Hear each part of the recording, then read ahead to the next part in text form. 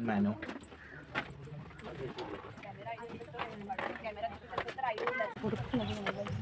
Photo काढने का idea अलग लागे फटाफट टास्क मारना आ जाओ ನೀವು 10 ಮಿನಿಟ್ ಹಾಲೆ ನವ ಫಸ್ಟ್ ಟಾಸ್ಕ್ ಮಾಡ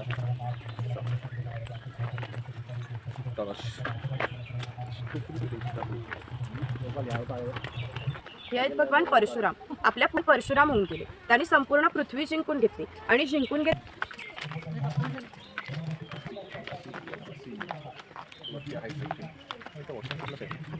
वनवासी आहे. कोकणातील दुर्गम पर्वतामध्ये वनवासी लोक राहत असत. त्यामध्ये भिल्ल व कातकरी जातीचा समावेश होता. आम्ही येथे कातकरी समाज दाखवला.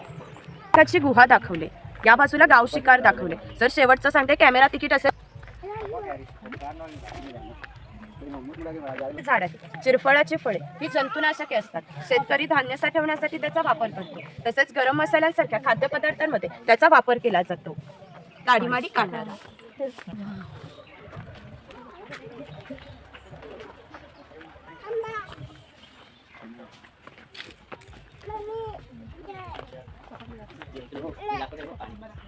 मंदिर आहे. पूर्वी धार्मिक संस्थाच गाव नियंत्रित करत असत. गावातील गावकरी एकत्र येत असते. गावात 2 व्यक्तींची जर भांडणे झाली तर सगळा गाव एकत्र येऊन गाव प्रमुख त्यांच्यासमोर न्यायदान करीत असते. तसेच गावातील सार्वजनिक कामे जशा पाखाड्या बांधणे, लाकडी साखव बांधणे ही कामे कोणी व कोठे करायची याविषयीचा निर्णय सुद्धा आहे. तो निसर्ग समृद्ध आहे. 500 वर्षापूर्वीचा निसर्ग सुद्धा असाच समृद्ध होता. त्याला आमच्या भावविश्वामध्ये दैवत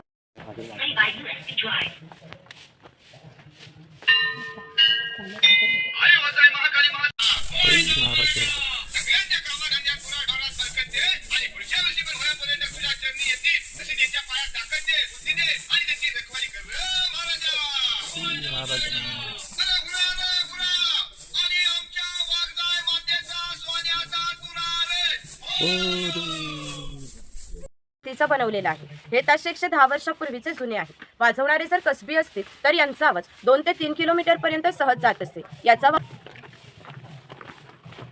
हा चव्हाटा देव आहे. असं म्हणतात की कोकणामध्ये भरपूर भूत असतात. कोकण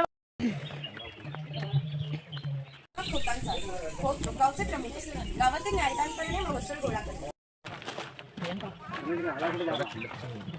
इथे कडक लक्ष्मी दाखवले. जे पोतराज लोक स्वतःला चापकाने फटके मारून घेतात त्यांना कडक लक्ष्मी म्हणतात. ते खेळ दाखवण्यासाठी गावामध्ये येतात.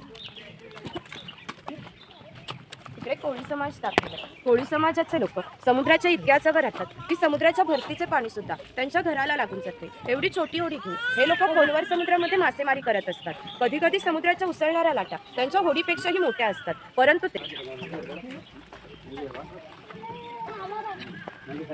अन्नामध्ये 12 बलुतेदार पदार्थ अस्तित्वात होते. म्हणजे नाभिक, सुतार, कासर हे प्रत्येकाच्या घरोघरी जाऊन सेवा पुरवत असत. त्या बदल्यात त्यांना पैसे नव्हे तर धान्य मिळत असते. एका नाभिकाला एका कुटुंबातील पुरुषाचे घरी जाऊन केस व दाढी करण्यासाठी वर्षभरासाठी 4 पायली म्हणजे आताचे 8 किलो धान्य मिळत असते. इतक्या अल्प मोबदल्यात हे लोक समाजाची सेवा करत असत. या नाभिकाला एक गोष्ट ही नाभिकाला माहीत असते आणि नाभिक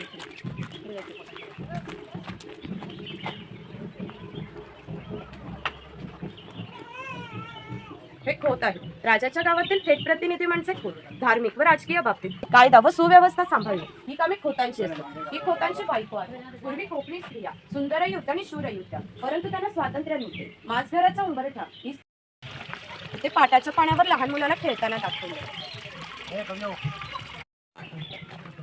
हा शेतकरी आहे. याचं गवताचं घर आणि याच्या अपुऱ्या कपड्यावर जाऊ नका. हा आमच्या गावातील महत्त्वाचा उत्पादक घटक होता. हा एकमेव धान्याचं उत्पादन करीत असे आणि 12 बलुतेदार खोत व राजा यांना करीत असे. पूर्वी त्याचं घर असायचं तसंच आम्ही येथे उभारलं आहे. ही जी चूल आहे तिला कोकणी भाषेत बिरसा असे म्हणतात. ती सतत पेटती ठेवली जायची कारण पूर्वी घरामध्ये लाईटर स्वयंपाक बनवायचा असे तर तिथले 2-3 निखारे घेऊन स्वयंपाकघरातली चूल पेटवीत असे. जर हा विस्तव विजला तर घरामध्ये 2 गारगोट्या ठेवल्या असत. त्या एकमेकावर घासून हा विस्तव केला जात असे. ही कोयनी आहे. हिचा वापर मासे पकडण्यासाठी केला जातो. पाठीमागे वेलीने बांधून ती पाण्यामध्ये ठेवली जाते. अंतर्गत रचना अशी आहे की आत गेलेला मासा बाहेर येत नाही. ती शेणाने सारवलेली टोपली आहे. तिला कणगी असे म्हणतात. शेतकरी धान्य साठवण्यासाठी तिचा वापर करतो. ही शेतकऱ्याची बायको आहे. ती शेतकऱ्याची मुलगी आहे. तो पाळणा कायमस्वरूपी टांगून ठेवला आहे कारण शेतकऱ्याच्या घरी जे सफेद रंगाचे मडके आहे ते माडी काढण्याचे मडके आहे. कोकणामध्ये नारळाची झाडे मोठ्या प्रमाणात आहे. त्याला नारळ येण्याची कोय येते. तिला आडवा काप दिला जातो. बाजूने विशिष्ट प्रकारचा झाडपाला लावला जातो. तो झाडपाला आतील माडी शोषून घेतो आणि तरी काढण्याचा व्यवसाय अजूनही व्यवस्थित चालू आहे.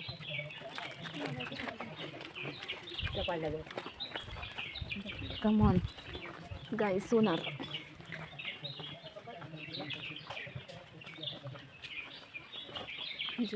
हा सोनार आहे.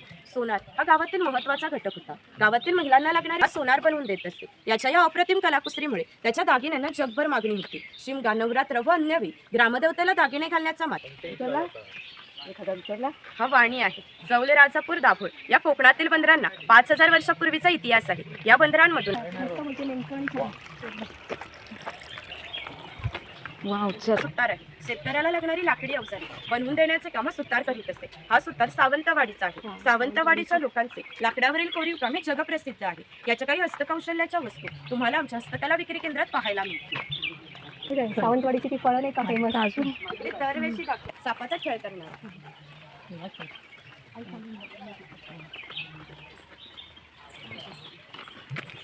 Click photos. आता इथं काही घन लोहार.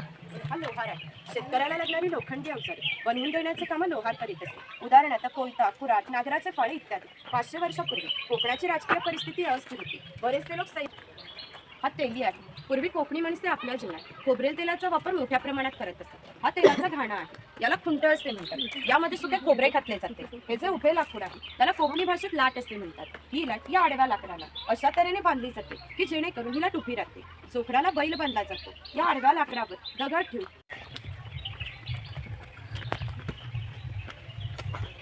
हा बुरुड आहे. पूर्वी प्रत्येक व्यवसाय हा जातीने आहे. तसे व्यवसाय निवडीचे स्वातंत्र्य नव्हते. प्रत्येकाला आपापल्या जातीचाच व्यवसाय करावा लागत असतो. म्हणजे बांबूंच्या वस्तू बनवून देण्याचे काम हा बुरुड करीत असते. हे सूप आहे. ही फुलांची परडी आहे. ही रवळी आहे. हिचा वापर धान्य धुण्यासाठी किंवा आजही धार्मिक कार्यात केला जातो. जेव्हा आपल्याकडे शुभ कार्य जातणीमध्ये धान्य दळून निघते. घिरटामध्ये भात घातला जातो. अख्खा तांदूळ बाहेर येतो व कोंडा बाजूला होतो.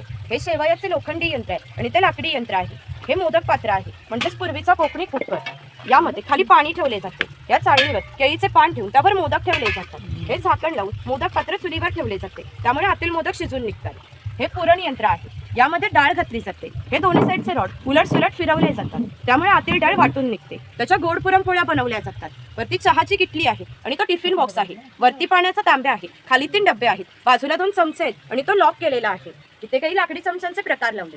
इथे दगडी उखळ आहे आणि लाकडी मुसळ आहे. यामध्ये पूर्वी भाताचे पोहे काढले जात असतात. इकडे मावरा बाजार दाखवला आहे. मघाशी सांगितल्याप्रमाणे 12 बलुतेदार हे लोकांच्या घरोघरी जाऊन सेवा पुरवत असत. त्याप्रमाणे हा कासर या मुलीच्या घरी आला आहे. पूर्वी कोकणामध्ये मुलींची लग्ने वयाच्या 8व्या किंवा 10व्या वर्षी होत असत. तो प्रमाणावर उपलब्ध होते. गावात ज्या ठिकाणी उंचावर 12माही पाणी असते तेथे धरण बांधून प्रत्येकाच्या घरोघरी पाणी पाटाच्या साहाय्याने नेले जात असते. ग्रामदेवतेनंतर पाणवठा हे एकमेव ठिकाण आहे जिथे सर्व गाव एकत्र. हा चर्मकार आहे. चामड्याच्या वस्तू बनवून देण्याचे काम हा चर्मकार करीत असतो. याच्या जोडीला आणखी एक प्रसंग सांगते की जो 500 वर्षापूर्वी घडला. इथून 80 किलोमीटर अंतरावर मार्लेश्वर नावाचे देवस्थान आहे. एका पर्वतात एक गुहा आहे. त्या गुहेमध्ये शंकराची पिंडी आहे. आणखीन एक वैशिष्ट्य म्हणजे त्या गुहेत अजून एक ही काठपट्टी आहे. खैराचं झाड तोडून त्याच्या आतमधल्या भागाचे तुकडे करून या पहिल्या 4 मटक्यांमध्ये पाण्यासोबत उकळवले. तो 5व्या मटक्यामध्ये एका विशिष्ट तापमानामध्ये उकळवला जातो. तो पाक सावलीत सुकत झाला. त्याच्या वड्या पाळल्या जातात. भात तयार होण्याचा प्रक्रिया केला की ते चालू होईल. फार मोठ्या भूप्रदेशावर लक्ष ठेवण्यास तिकडूनच बाहेर पडायचं.